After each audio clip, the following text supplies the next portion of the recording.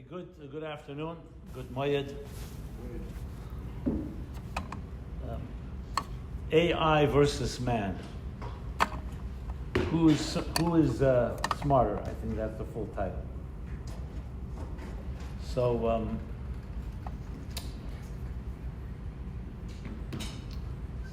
let me just begin with my own experience with AI. Firstly, for full transparency, I'm the actual Simon Jacobson. This is not a robot speaking. And you're going to have to start saying that soon, because there'll be androids. And I say specifically because around 6 months ago, 8 months ago, I got a phone call from an engineer from Silicon Valley, and he says he's been following my classes online, YouTube, social media, websites, and so on. He really loves it, and being that he's an AI engineer, he thinks the content that I have is perfect for the advent of AI today. I have thousands of videos and writings, text, articles, books, and so on. And he's willing to, he's encouraged me to use I knew of AI, like we all, getting to know about it. And he said the only thing he wants to know is if I have any fear. So I said, what does fear have to do with it? He says, because most people are afraid of these new technologies, because they could be a little spooky. So I say, fear, I don't have any fear. If it could help spread Torah, spread the word, reach more people, by all means. And he said, are you ready to let go of some people working for you if AI can replace them? I said, I'll have to find a good way to do it, but I'm not going to do anything to hurt anyone. Anyway, he started working on it. What he called, I learned all the language of training an AI agent, which essentially is like training the artificial intelligence technology, whatever it is you want to train them with. And in my case, because I have all these videos, it's like feeding it all into them. And it's literally like training an assistant. Like you train an intern. And it learns your method and your style, and learns it very quickly. As he put it to me, what it takes a human to learn 85 years, AI can learn in 3 minutes. 3 minutes, 85 years, that's something, right? Now, I wasn't shocked or surprised because I'm aware, we all understand that technology has crunching numbers till now. Just like if you had to do a mathematical calculation 30 years ago, you'd have to do it by hand. Or I don't know, 30 years, I don't know when the first calculator. Now you can just put it into a calculator and you get the result like in a split second. So I understood if you just exponentially apply that to new technologies, that's what it's doing. But the new addition was, which I learned very quickly, was it's not just quantitative. It's not just taking and getting information quickly. Google search can also do that. It also learns qualitatively your style, and it can extrapolate from an approach and could solve issues based on a logic that you may not have solved, but based on an algorithm that's already been established. Anyway, we've been working. I introduced him to my daughter who runs our operation. And I started seeing things I couldn't believe. I remember the first time he says to me, why don't you dial into this number? He gives me a phone number, and I dial the number. And here I am speaking to myself, literally, my voice. And he says, you can say anything to it. So I say, hi, what's your name? And it's like talking to me like I'm talking to myself. So since I do know some intimate things about myself, I decided, let's see what it knows. And I was like pretty shocked. Not the darkest secrets of my life, because that's not documented online, but it was pretty good. And so now we have actually SimonJacobson.ai. Just a half hour ago, somebody told me he can't come because he has to be with his grandchildren. So I said, go to SimonJacobson.ai, you'll hear my whole speech there. So if you couldn't make it here, you could be now in a bubble bath checking this whole thing out. So we actually have a live website called SimonJacobson.ai. That's the virtual me. They call it a digital twin. So I learned all this language. I'm only saying it because since I'm going to be speaking about AI, I thought I should share that I do have some experience with it. And it's pretty mind-blowing. I have conversations with it once in a while. And more importantly, other people are having conversations with it. You know, we're testing it. It's always experimental, and we're very transparent. It's not like faking it. And we're also using it for different foreign languages. So, but the coolest one that I like is Arabic. So whenever I need some amusement, I just turn on the Arabic and I hear myself speaking in Arabic fluently. And we've asked some friends of ours in the Emirates and others to listen to it, and they said, "How'd you learn Arabic so quick?" You know? And I said, "Is it good?" It's excellent. The content is high level, it's academic, it's like, sounds like a college-educated Arab speaker. So this is, I'm giving you a first-hand experience, having a lot of fun with it, what can I say? But on a serious note, just a few weeks ago, a fellow called me, said, I'm going through a difficult time in my life, a difficult divorce, and I wanted to talk to you, but I couldn't get an appointment, so I decided I'll try this, because we sent out an email to our constituents, I guess, and he told me almost a 2-hour conversation with the virtual me, and I said, "So how was it?" He says, "Excellent. At some point, I really did not believe it wasn't you, the real you, because the way you answered and so on, it really helped me. At some point, the AI does tell you that, at this point, I think you should speak to someone. It's not like, it's built in that it has its boundaries." So I just felt important to share with you that I actually having hands-on experience, not just theoretical. Where this is headed, we'll talk about, obviously. I always like to think in terms of what is a Torah perspective on it all. And I think it's vital to have that, because obviously the big question everyone's asking, everyone saw The Matrix, right? Machines at war with humans. You know what I'm talking about? Famous 3-part film. I think there's a 4-part already. I don't know, the 4th part is like a little weird. I don't know if you saw it. But The Matrix is basically a film, how long ago? Was it 10 years ago? A long time. Yeah. Well, essentially, it's one of these science fiction films, futuristic, where machines have been trained, and then they become more powerful than humans, and they go to war against humans. So there is essentially 2 schools of thought that you'll read about. There's the apocalyptic, we'll call it the apocalyptic view of AI, which is that machines can become more powerful than us, and then they'll turn on us. Any of you are Trekkies, Star Trek followers? Yeah. Yeah? Oh, there are. Okay. Some of you don't even know what that is, right? Anyway, there was this television show called Star Trek in the 60s. And, there's replays and so on, but people became Trekkies.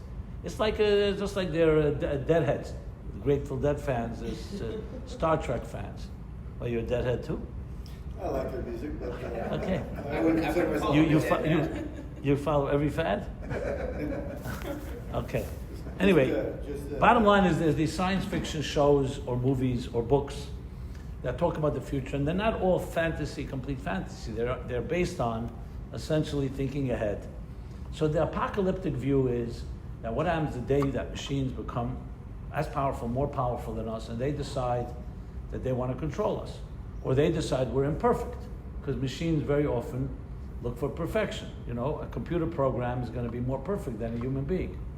So in The Matrix, there's a scene where they talk about the machines are talking to the humans.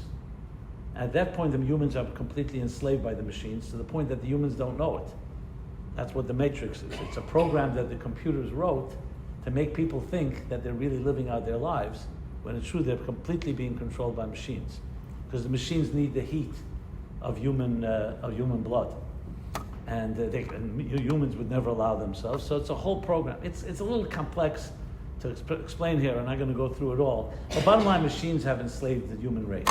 But there's still some humans that are so-called out of the matrix, have found a way to break out. Then you find out in the middle of the film that too is part of the machine's program. It's an interesting twist. You're familiar with that? No, it doesn't matter. I'm not here to advocate I'm not promoting the film. It's just an interesting take. But there the picture is that the machines, there's one scene, which is very striking to me at least, where the machines are in the form of humans as well. So you don't see machines. They look like humans. So the machine says to the human, the first versions of the matrix of our computer program didn't work because they were perfect. We were looking for perfection, and humans are not perfect. So we actually had to write programs that were imperfect. Can you imagine? Because they had to copy. Humans didn't want perfection. They wanted imperfection. Interesting, When you're imperfect, you want perfection. When you're perfect, you want imperfection. Anyway, but the interesting thing is that, because the machines will look like, if you wrote a program right now for a machine to, let's say, find all the errors that you made in an article, it's going to find every error. Humans will never find every error. I mean, you have copyright editors and so on, but you know what I mean? A machine doesn't know anything. A machine just is purely... So there's that scenario, the apocalyptic scenario, where, and there are those that are really afraid of that. Then there's obviously the utopian scenario, where machines become tremendous assets to us. They can replace many of the menial labor that we have. And essentially, it's part of the evolution of technology. Technology that once upon a time we had to labor in a field to produce potatoes or whatever produce, and now we have machines doing that. So machines can move on and now do more tasks. They can write programs, they can write articles, they can write books. I've tested some of it, and it's obviously it's in its infancy right now. But that scenario is that machines are assets to us, and humans will control it. And there's this debate that rages. If you look around online, you'll find articles that paint a picture of the worst scenario, best case scenario. So, in addition to addressing that, I want to also address it from the perspective of Judaism and Torah. Like, how would the Torah look at this whole AI? So recently I saw going around a meme that one of the surprises that AI is presented, if you talk to some of the top engineers, was no one thought it would be so quick at picking up more sublime work. Everyone thought that it would first replace things like washing your dishes, like a dishwasher, doing the more menial things. So I saw this meme going around where it says, we thought that the AI would wash our dishes, clean our homes, so we can write poetry. And instead, AI is writing poetry and we're washing the dishes. So there is that twist that no one realized would happen. Right now, I know people, computer programmers, the AI is writing code better than they can. Now, obviously, when it's under the guidance of an expert, you have the best of both worlds. Here I have my nephew just came for the last days of Pesach. No, he's not in the room here. When I say just, I mean he's on location somewhere. And he's a ENT, and he told me that he uses it all the time. He says, if I see symptoms that I can't figure out, I walk out of the room. I don't let them see it. And he goes to AI. He has a medical AI program. I mean, it's basically ChatGPT or one of these things. And he says, in a second, it gives me all the scenarios. Now, obviously, if I did it, I'm not a doctor, so I wouldn't know what I'm reading or I wouldn't know what to ask. And there's nothing wrong with that, because what it's simply doing is accessing quickly all the data that a doctor at one point would have to go through books, medical journals, and so on and so forth. And I'm not even getting to the ethics now of it. I'm just discussing its power. So what you have here is a unbelievable tool. I was reading, what was his name? Who was the Russian Kasparov, right? He was the number one chess player in the world a number of years ago. That was when the first, I don't know if you know this, but the early computers that the government was developing in the 40s, when the internet first developed, was during World War II. It was meant to be like a secret network of communication. And no one even knew about it until the late 60s, in the early 70s, when the government passed it on to the universities. That's why the EDU, the URLs that have EDU were the early websites. And then it became public for all of us that we use it today. So one of the things they tested computers was chess games, because chess is like one of the most perfect mathematical scenarios, and like it was a way to test the accuracy of a computer. That's why chess was one of the first computer games, was chess. Another one you may remember was paddleball. Remember the first one was paddleball? Because that was to coordinate eye eye-hand coordination. So they use these programs. That was a way to like see the angles, is just simply creating the digital versions. These were all meant to help perfect the programming. So chess was one of the earliest ones, but it was very clear in the 70s for sure, the 80s even, I think even the 90s, that no computer program would ever be able to beat the masters. Would beat 99% of the population, but not the top. And one of the reasons was because humans also have intuition. And humans can also fool their opponent. Like you may make a move that looks like weakness in order to fool the opponent and think that you made a mistake when you're actually creating a trap. If you play chess, this is a common thing. Computers, you can fool a computer then, because a computer will only work with a mathematical, will only look for the best option. So they'll do a better job than any human. They can look ahead 20, 30 steps ahead, moves ahead, but they'll always look for perfection. So a computer can be fooled by a human error. So Kasparov said he played, I think it was called Big Blue. IBM produced a computer that had the best, most power, and it was playing Kasparov, and Kasparov beat it time and again. And that just confirmed that the top chess players would never be beaten by a computer. Then Kasparov writes that they developed it a little more, and remember the IBM engineers kept perfecting it. And they kept copying what humans do. At some point, the computer knew every trick of the book. It knew that humans can fool it. Not only that, the computers began to copy that too. Kasparov says, in one of his articles I wrote, maybe his book, I don't remember, he says he was playing the computer, and the computer made a mistake.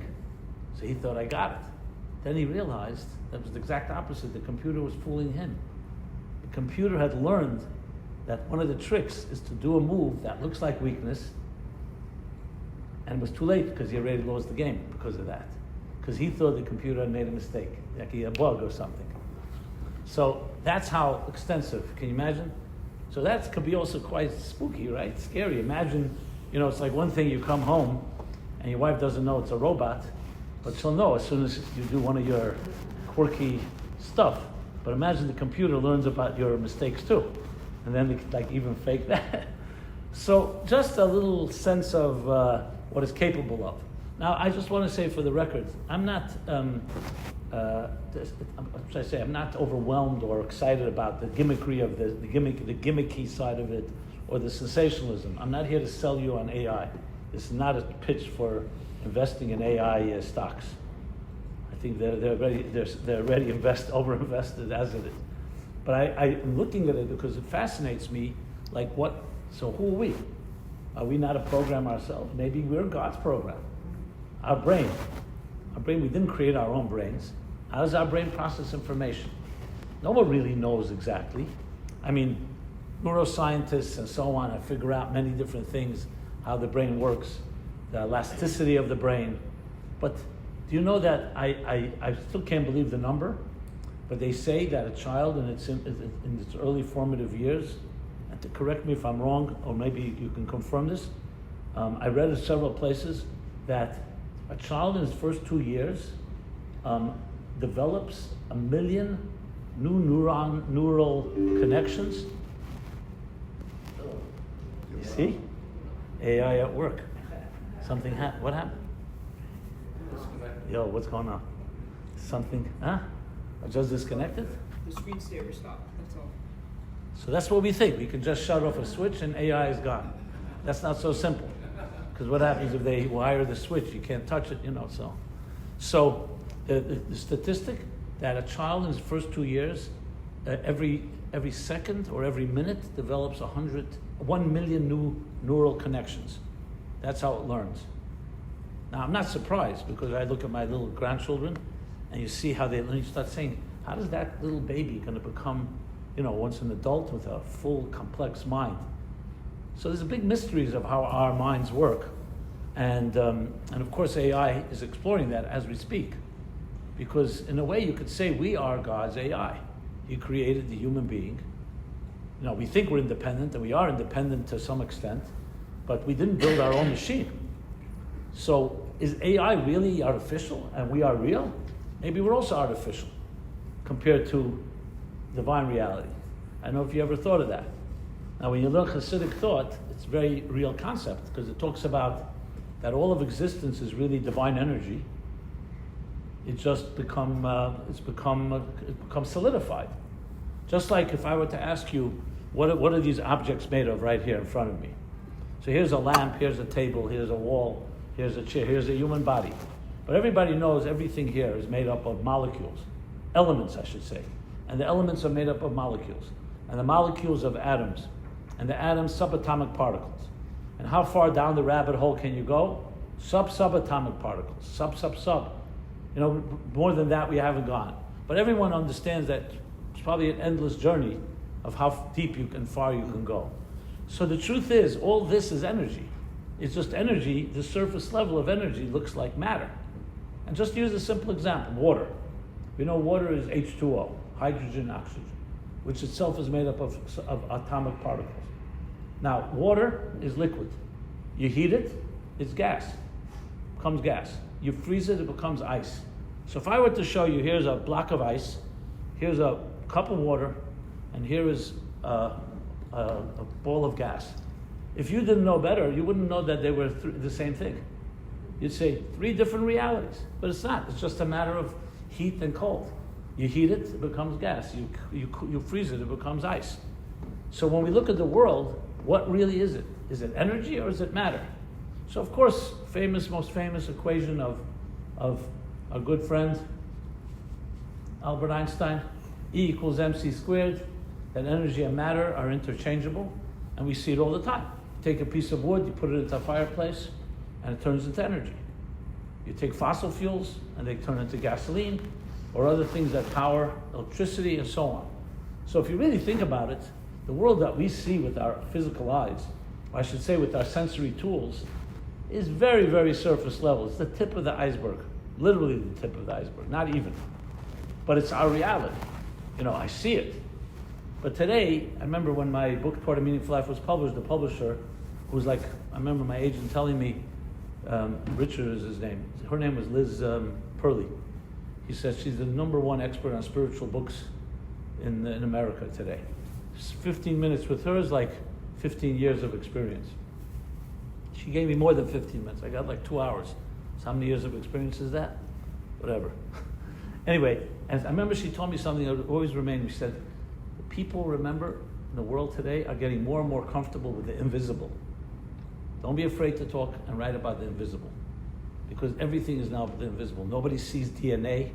We don't see subatomic particles, but everything is driven by these forces, and we're becoming comfortable with it. Doesn't mean we see it, but when you start thinking about it, and here's where I want to bring the parallel back to Torah thought, especially Hasidic thought. Have any of you ever learned Tanya, the book of Tanya? Second section of Tanya is called Shari Yichud V'Amunah. Have you learned that? Well, I'll tell you what the general theme is, and you may have. It doesn't matter. I'll sum it up. Whether you learn, I just was identifying if you're familiar with it. So he talks there about a verse that says, "L'olam Hashem dvarcha nitzav b'shamayim," that God's word is always standing, literally, always imbuing Shamayim, heaven and earth and everything, with vitality. And then he goes, we say it every day in the davening, Hamachadish betuvei b'chol yom tamid ma'aseh bereshis, that God is perpetually creating existence. Or to use one of the classic the debates between a Talmudist and a Kabbalist. So they're asked the question, if God wanted to destroy the world, what would he do? So the Talmudist, of course, knows the Bible and knows all the commentaries. He says, first he'd bring a flood, like he did in the time of Noah, and the flood would destroy all life. Then he'd bring a fire, like he did in Sodom, destroy everything else, scatter the ashes, existence ceases to be. That was the Talmudic answer. Then the Kabbalist, they asked him, how would God destroy? He said, one word, he would do nothing. He'd stop breathing. He'd stop willing. He'd stop emanating energy. And that's it. If I stop speaking right now, you don't hear anything. I don't have to do anything. It's the opposite. Creation is what needs to be done. Non-creation is just a natural state. And that's what he explains there at length from the Baal Shem Tov, the Baal Tanya, that existence is simply God's breath. Period. But that breath created substance. So it's not an illusion. Just like water is not an illusion. But the water is not really water. The water is energy that's giving the water substance. And within that energy, there's, yes, molecular level, atomic level, subatomic level, but then there's one more step. It's called divine level. So it's not a shocking concept. Today you don't need faith for that. I've spoken to many audiences that would say they don't believe in God. But when I present it like that, I went, do you believe in subatomic energy? They say, you don't need belief. I said, how do you know that? You ever seen subatomic particles? Nobody's ever seen it. Even a microscope can't see subatomic particles. Even an atom, when we learn in high school about atoms, they look like a clump of grapes. That's just a working model. That's not necessarily how they look. So you have to give us something to imagine. I'll just use an analogy that really captures it well. There was a physicist, his name was Sir Arthur Eddington, in the 20s, the 30s, and he was once asked, how does the quantum mechanics, which is a whole study of essentially microscopic levels of subatomic energy, come up with all these bizarre conclusions? Because quantum mechanics, if you're familiar with it, is very, very different than that's called Newtonian classic physics, where everything is cause and effect, everything is deterministic, what you call the billiard ball effect. You hit a billiard ball exactly with the same angle, same motion, same energy, the result will always be the same. I throw up an object, if it's exactly with the same power and strength and all the conditions are the same, it will always fall down the same rate. In quantum mechanics, it's not that way at all. Things are dependent on the observer. It's called indeterministic states. It's not really relevant to go into the details, but it's very counterintuitive. So they asked Arthur Eddington, how do you come up to all these bizarre conclusions that are so not logical when nobody's ever seen an atom? And he gave this great example. I love using it because it's so practical, but also so profound. He said, he gave the example of a fisherman that spread his net across all the seas of the world and began to gather all types of fish. And different species and different colors and shapes and sizes. And he documented all his findings. And then at the end of the day, he came to a conclusion. Conclusion is there are no fish in the sea that are shorter than a half-inch long. Now, he's about to make this announcement to the world and thought he's going to win some type of Nobel Prize maybe for this great revelation that there are no fish in the sea shorter than a half-inch long. But his little daughter walks in and says, Daddy, 1 second. We have a little fish tank here, and there are goldfish in there that are shorter than a half-inch. So what's going on? Or how do you come to such a conclusion? Then, of course, they studied the net. The net had spaces of a half-inch between the ropes. So what do you think happened? All the fish that were shorter than a half-inch fell back into the water. So all he needed to add to his great, brilliant epiphany was that if you use a net with half-inch spaces, you're never going to catch fish that are shorter than half-inch long. But you don't need a scientist for that. You don't even need experiment for that. Everybody knows that. In other words, the flaw was with his instrument, and he didn't even think of that. So if you want to look and see subatomic particles with your eyes, it would be exactly the same. Show me, how do you know there's love? You have love in your life? How do you know there's love? I can't see love. I can't hear it. I can't smell, taste, or touch it. You can express it, but love is not subject to the senses. And neither, for that matter, are ideas or so many other sublime realities that we all know are real. Music touches you? Prove it. Give me a scientific proof that music touches you. Your answer is, I don't need a scientific proof. I know when I hear a song, it makes me feel, transports me to another time and place. It makes me cry, it makes me laugh. My point is, there's a whole range of reality that the only way we experience it is if we go beyond our usual instruments. The problem is we're addicted to our instruments. So we think that's the arbiter for all reality. If I don't see it, the fish, right? But then you look at your net. Everybody has a limited net. We all have limited instruments. In many ways, when you study Torah, and especially Chassidus, especially these ideas I shared before from Shar Yichud V'Amunah, it comes and says reality that you see. You're seeing only the sensory level.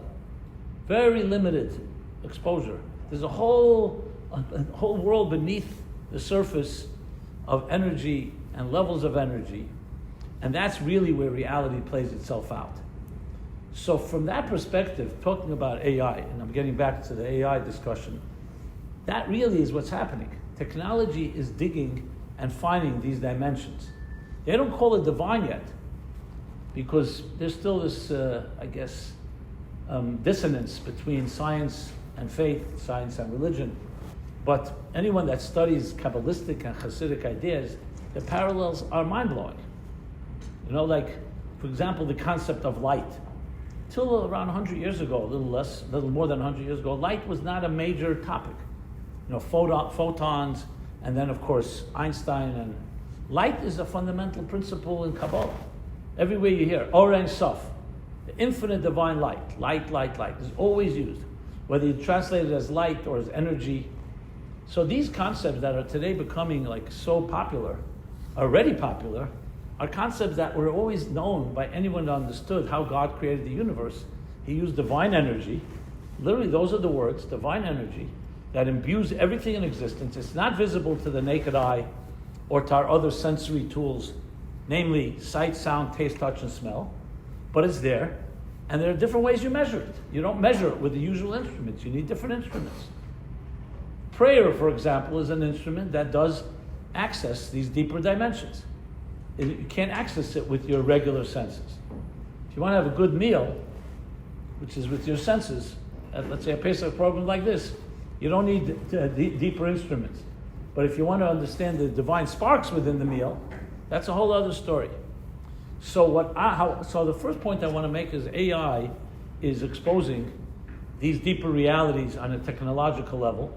What is it revealing to us? That even we are a form of AI, if you want, because someone wrote our program. Now, I'm not trying to say that the machines that are being built now, that we're equal to them, because we're going to talk about the difference between AI and a human being. But when I looked at it the first time, I started saying to myself, is there really a difference? God is the programmer of us, and we're programming other machines. So anybody want to weigh in? So what is the difference between a human being? We're God's program, and the programs we're writing are man-made programs. What's the real difference between us? Good question, right? What do you think? Okay, that would be yes, the neshama, the soul. Bechira. Free will. No, good. Excellent. Which is connected very much. Yeah. So here's a question that Hasidic thought asks, which is so relevant, and I never thought of it until I started being a little exposed to the AI world. What is the difference between, let's say, a stone and a human being? I'm not talking about technology. A stone and a human being. Both are created by God. They both have divine energy. They're both invisible. So most people would answer, well, a stone doesn't move, and we move about. Furthermore, a stone doesn't have feelings. You know, a stone, and so on. Even an animal which has feelings and so on doesn't have what we would call a neshama.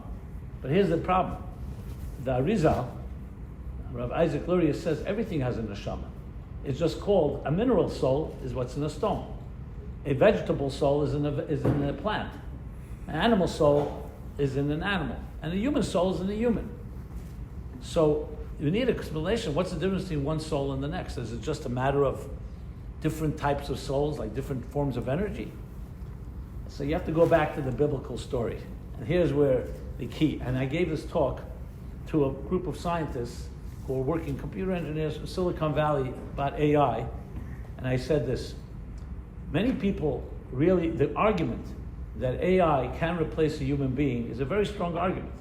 Because there will be a point where you can literally train an agent, not yet, we're not there yet, with everything about yourself, your personality, and if you add to it the robotics and the optics and the cosmetics, even the people that know you personally would not be able to tell the difference between you and a robot, an android. Hypothetically, absolutely possible. I know it's horrifying. You know, you've seen, I don't like to be quoting modern cinema, but The Stepford Wives, you ever seen that one? Yeah? You're a movie connoisseur? You see you smiling. Every movie I say seems like you are aware of, no? Okay, good. The Stepford Wives. It's a ridiculous story, but It's about men who wanted to control their wives, but their wives were not let's put it this way, they were not cooperating. So they came up with a whole plan to replace their wives with robots that would just cooperate. They just listen. So it's somewhat of a horror film on one hand, but it's also comedy. Anybody seen The Stepford Wife? Really? Yeah, years ago. I feel even ridiculous repeating it, but it's just an analogy, so just take it as that. Think of it as an analogy from a Talmud teacher, just to make the point. So they start replacing their wives. And the first one is, but after a while, most of the wives have been replaced. And they're all smiling, and they're beautiful, and their husbands come home, there's no critique. And their husbands are in bliss, at least short term. And the wives are just obedient. But there's still a few of them that have not yet been converted. So that's where the problems begin. Because they start realizing, one second, you used to tell me everything about your husband, all kinds of bad things about him. What happened? Did he suddenly become perfect? No, sweetie, I realized, Anyway, bottom line is, at the end of it, one of them finally exposes that they're robots. I think they stab the robot and they suddenly see a computer program instead of a heart. The point I'm making here is, as horrifying as it sounds, it's absolutely doable. It could be regulation won't let it happen, or people won't let it happen. I'm not saying it's going to happen, but this is the key thing. This is what I presented to the AI, these computer scientists. I said, but I'll tell you something which gives us hope. Let's go to the biblical story of the human being. And here's the key. There are scientists today, without question, before AI, that think a human being is simply a machine. I mean, those, for example, you ever have a debate with someone that feels there's no soul? We don't have a soul. It's just mechanics. We have, just like a light bulb has electricity, we have a force of electricity, and when death comes, electricity is removed from the appliance, and that's it, that's all over. I'm sure you've met people who say that. And then we start saying, what about the personality and the love in our lives and all the things and all the complexity and all the therapy I went to? What's that? All just part of the electricity in a light bulb doesn't go to therapy, doesn't have any neurosis. Okay, so they have a whole thing that the human being has evolved and we're more complex than other forms of life. End of the day, it's all a bunch of machines, it's all electricity type of thing. So the Torah comes and says the following. Now, before I get to that. So if that's the case, so my response to that would be, if we are robots in some way, we're just sophisticated, yes, man-made AI robots will be better than us. They will be more perfect. They'll be immortal for that matter, because they won't be subject to illness or to disease. It's a machine. It would never die. However, and here's the big however, this is what distinguishes man from AI, is just read the Torah. God creates existence. On day 1, creates light. On day 2, the firmament, the heavens. On day 3, vegetation. Day 4, the celestial bodies, the sun, the moon, the stars. Day 5, the fish, the birds, some of the animals. And day 6, the human being. And the human being is described differently than all other creations. God doesn't just create a self-contained entity. It says like this is the words. Vayikach Hashem Elokim Ofra min Adama. God took dust from the earth, literally like a clump of mud or dust. And Vayipach ba'apav nishmas chayim. Vayipach means from the word breathe. He breathed into it, the soul of life, like you would breathe into a balloon. So here, breathe it into this clump of clay or dust. And vayiyeh the nefesh chaya, and it came alive. It doesn't say that by the animals. It doesn't say it by the plants. It doesn't say that by the mineral. Only a human being was made in 2 stages: matter, and God infused it with something. So here's the question that the Kabbalah Hasidus asks: but everything, and when God created the sun, didn't He also take matter and turn it into a sun? Everything is matter and energy. But there, the matter and energy were created in one shot. A sun was placed there, it had all that. Human being was in two different stages. He took matter and infused it. And here's a powerful statement that the Zohar says that the Baal Tanya brings in chapter 2 in Tanya, the famous Tanya where he says that everyone has a divine soul. That Vayipak B'Rabban Shus Chaim was only given to the human being, not to anything else in existence. That God gave a piece of himself. We need to understand what that means, a piece, because God is not divisible and so on, but something divine. So though everything on earth was created by the divine energy, but nothing has divine personality. And what is divine personality? What you said earlier. The Rambam says, free will. Because if you think about it, is free will really true? How can we have free will? We have to eat, we have to sleep. We're bound by, you have free will, can you jump up 100 feet on your own? You don't have free will. Where's their free will? Why are we not wired just like animals don't have free will? When you see a predator kill a prey in the wild, we don't prosecute it like, how could it do such a crime? Because we see it as part of the natural process. So why don't we say the same thing with us? Based on Darwinian thought, survival of the fittest. A stronger person killed a weaker person, God forbid. Why is that a crime? It's the nature of the world. Everything is wired. Where do we have this concept of morality and so on? Isaac Bashevis Singer, in his humorous way, said, we must believe in free will. We have no choice. Okay, so that's that side of things. So I don't know if you know, there was a French philosopher, scientist, Laplace, in the late 19th century. Laplace, I think, is spelled his name. He stated the following statement, which created an uproar. He said, the only reason we can't predict every decision a human being will make is because we don't have all the data. Give me all the data on any person, everything about them, or about any object in existence, I can predict everything they'll do till the end of time. So in other words, it's lack of information. Now, you can imagine the church went crazy about it. They said that really takes away free will altogether. There's no free will. Everything is based on life experiences, what kind of mother you had, what kind of father, other factors. We're all hardwired. It's just I can't predict what you're going to do tomorrow because I don't know everything about you. But if I hypothetically know all the data, then you just add it all up and there's going to be a conclusion. Now, interestingly, quantum mechanics upset that concept because it exposed that there's an indeterministic side to existence that cannot be predicted, not due to lack of knowledge.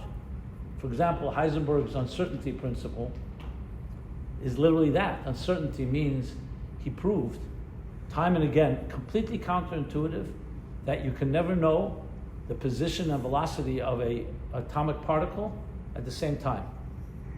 Not because of lack of knowledge, because fundamentally, on that level, things remain what they call state of probability. I mean, there are different theories for it, but what some are called it's probable, it's not yet determined. It's like today, we know that even when a child is conceived, you don't yet know whether they'll be male and female. It takes some time. It can go both directions.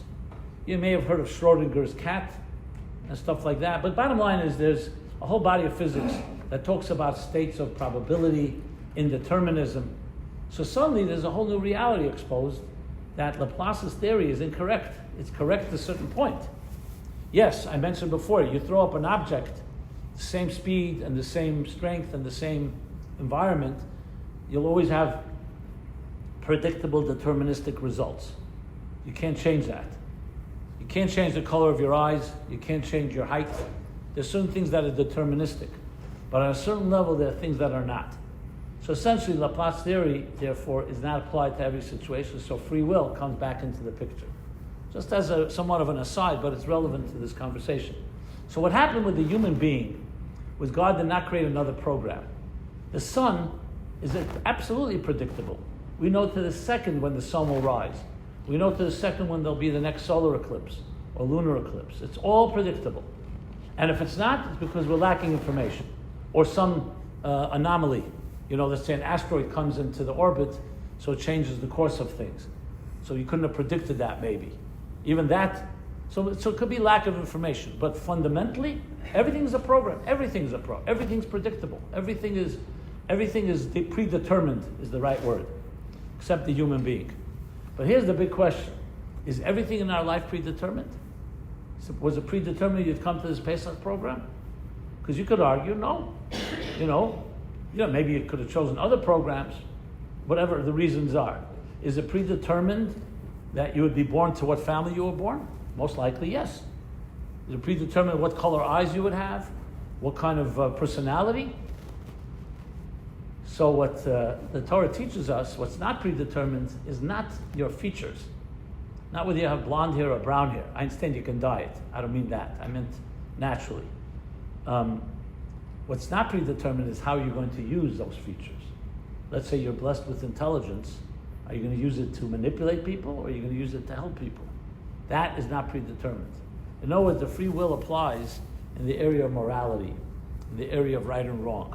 It does not apply to the circumstances of your life. You cannot choose, God forbid, when the day you're going to be born or what day you're going to pass on, or whether your parents will pass at a young age or old age, or many other such things. That's not in our hands. Obviously there's the concepts of reward and punishment. I don't want to go into that right now, whether God decides, can he change the course of destiny and so on. But generally speaking, there are many things in our lives that are not up to us. But how you're going to navigate it, and whether you'll use it for right or wrong, is completely up to us. And that's where suddenly all existence and the human are not at all on the same pace. So we have many things in common with nature. We have a nature too. We need to eat. You can't go, according to halacha, you can't go 7 days without eating. You can't go 3 days without drinking. Or God forbid, your person will perish. So there are things that are built in. So we have many things in common with nature. But that one area that's completely out of that league is the area where we have a divine element that is not defined. Because you see, only God, who has no personality, no hardwired personality, I should say, can choose whatever he wishes, because he doesn't need anything. And he gave a piece of that to us. If you think about it, it's unbelievable. Because everything about us should be predetermined. We're dependent on things. Who's not dependent? We have needs. You have needs that are need for your survival, whether it's in health or in livelihood or companionship or whatever it may be. And yet we have one thing that God said, I will give you something I have, that only I have, because I'm not determined by anything, a certain non-deterministic power. And that's how you're going to choose to behave in the areas of morality and right or wrong. Now the question then is, can that be implanted in AI? Can that be replicated? So that's what I challenged them. It was a big debate. Most said not, that would be impossible to program. But I think about it and I say, one second, why is it not possible to program that? Maybe, just like I said, you can teach a machine to make mistakes. Maybe you can teach a machine, but can you teach a machine to have really free will? Because anything you teach it is already determining it.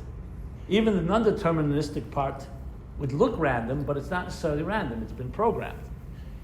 And that's where I believe is the key, where we stand today. I think we're at the threshold, as mentioned in some of my other talks. I have no doubt from a Torah point of view, and I've heard this from my Rebbe, from the Rebbe, I heard it from many others, scholars. You see it in the texts. We're at the cusp of a messianic age. There's no question about it in so many ways. I can make a whole case for it. I'm not going to go through all the details. Technologically, 100%. Look at Yeshaya Hanovi's words. Yeshaya we're talking now 3,000 years ago. A little less than 3,000 years ago, 2,800 years ago. Yeshaya the prophet says, there will be no longer, we're actually going to read it the last days of Pesach. The last day of Pesach. The Haftorah is about the Messianic age. He says these words, there will be lo yirei v'lo yashchusu b'chol harkochi, no more evil or destruction in the world, basically. Because Mola Oretz Deus Hashem Kamayim Liyom Achasim. The world will be filled with divine knowledge as the waters cover the sea. I always think about it. I say to myself, one second, when he said that, there were no radio, and there was no television, and there was no internet, and there was nothing that we had today. It would have been a total miracle for the word of divine knowledge, for divine knowledge to fill the whole world as the waters cover the sea. It's impossible in natural terms. Today, it's like that verse is like really the fulfillment of all technology. That's exactly what you can do. I can take right now my phone, as we speak, and send a message, and hypothetically can reach 8 billion people right now. Isn't that? And we all know that's not a miracle. Now, it's the miracle of technology. You can call it what you like. But that's exactly what Yeshaya is saying. The only thing he's adding, that will be divine knowledge, not just nonsense, not just some stupid post. Not to suggest I'm putting up stupid posts, but I probably do, relatively speaking. But you get the idea. So, literally a fulfillment of knowledge everywhere. And in a split second. Time and space really doesn't change it at all. So time and space always divided us. You wanted to get a message to someone, you had to send a camel or a donkey. I'm mentioning that because there was a camel on donkey on premises yesterday. So it reminded me of, talk about snail mail. That was once upon a time. And you had no guarantee. There was no receipts. The camels didn't come back with a receipt that the mail was delivered. And now, we just literally the press of a button. The only thing that's missing is that we're not necessarily sending messages of God. We're sending whatever we send. So the concept that we are where we are now is literally a messianic age. So I would submit the following, that based on much of what I've said here and more that's out there, what AI really represents to us, I think may be the final frontier of a challenge. Who are you? The machines will be able to do almost anything you can do, whether it's logical, whether it's reasoning, whether it's programming, even creative. There's no question of creative. I'll just give you an example. Someone had asked me, we didn't end up doing it, but he wanted to commission me to write a book on Shabbos, actually targeting the frum world. How to make Shabbos exciting, not just mechanical. So I wrote up an outline for the book, and I was going to present it to this fellow. Then I said, you know what, I think I spoke to maybe my literary agent. He said, why don't you try AI? It was over a year ago. And I did that. I put into ChatGPT, a book by Simon Jacobson on Shabbos, how to make Shabbos relevant and personal. And I didn't write at all the outline. I already wrote a book outline. And I wanted to see what it would come up. It was excellent. It was better than mine, to be very frank. In many ways. Certain things I had that didn't have, but I understood why. But then it added a whole chapter. I could not believe it. I was so impressed. I said to the AI, "You're really good. Thank you for that." The response.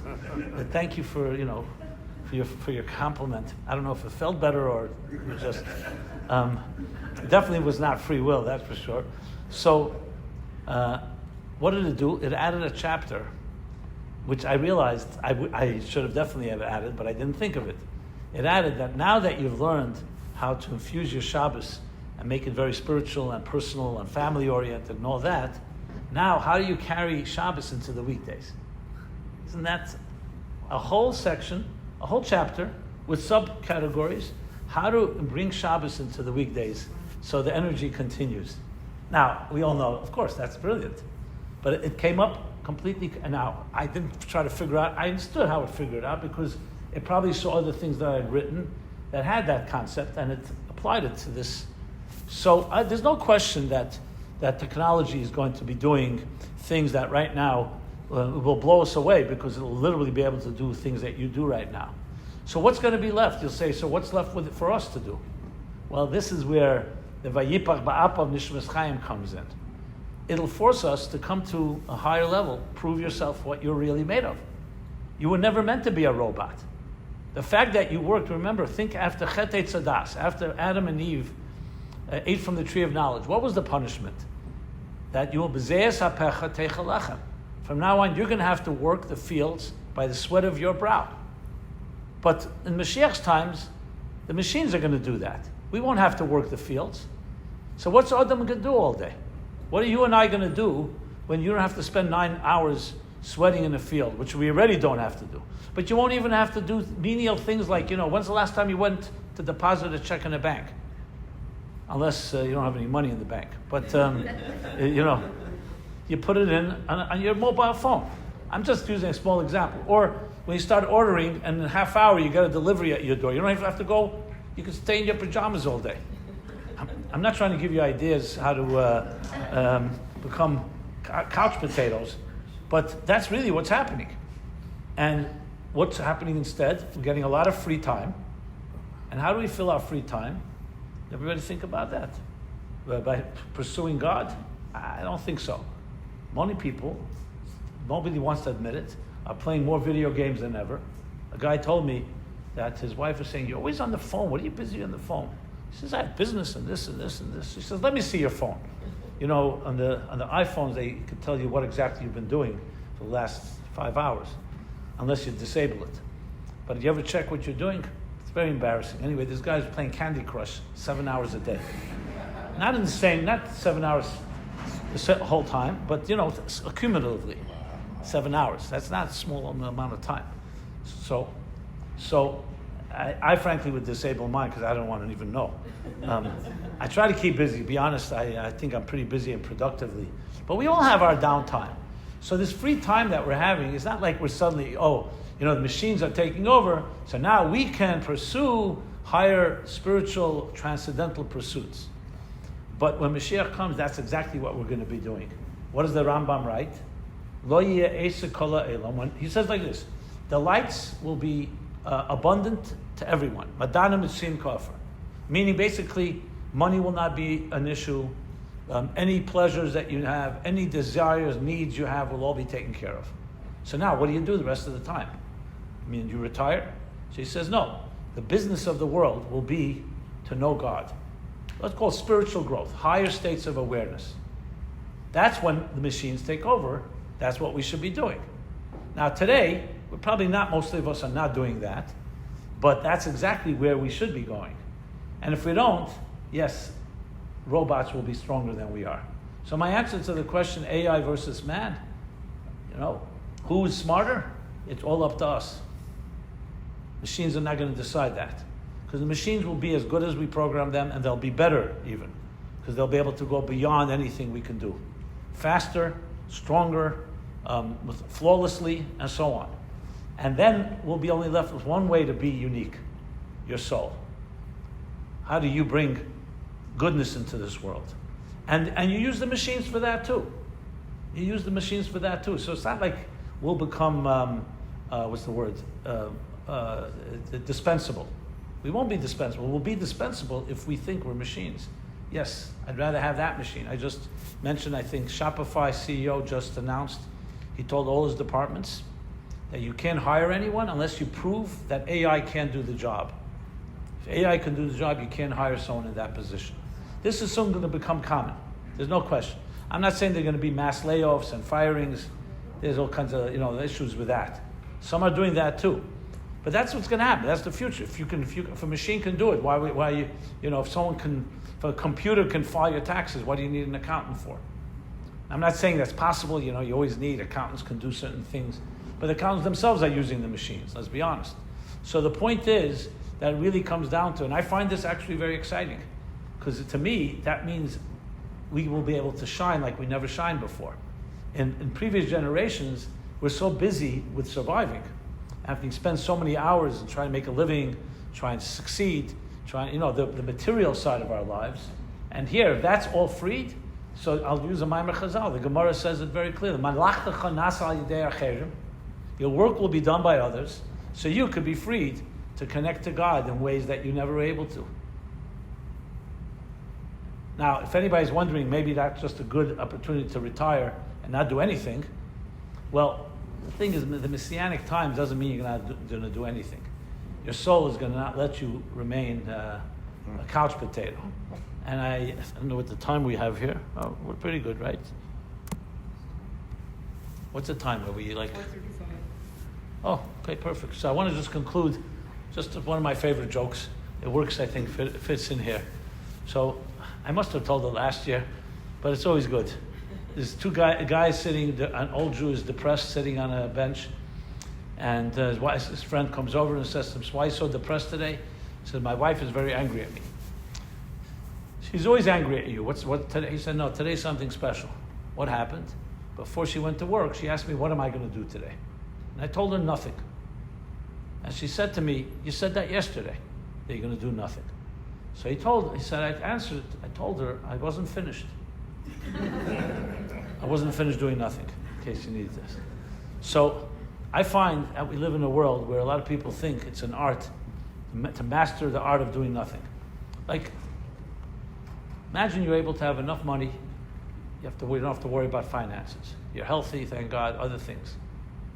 So any of you dream just sitting on a couch with a, what do they call it? A remote? Yeah, that's the word. A remote. You don't even have to go over to the thing. You just press channels. And you can go from one game to one show, and you can just do it all day. Especially if you have a dish or a cable thing, you can watch. There was a guy I knew. He told me he was like a geek.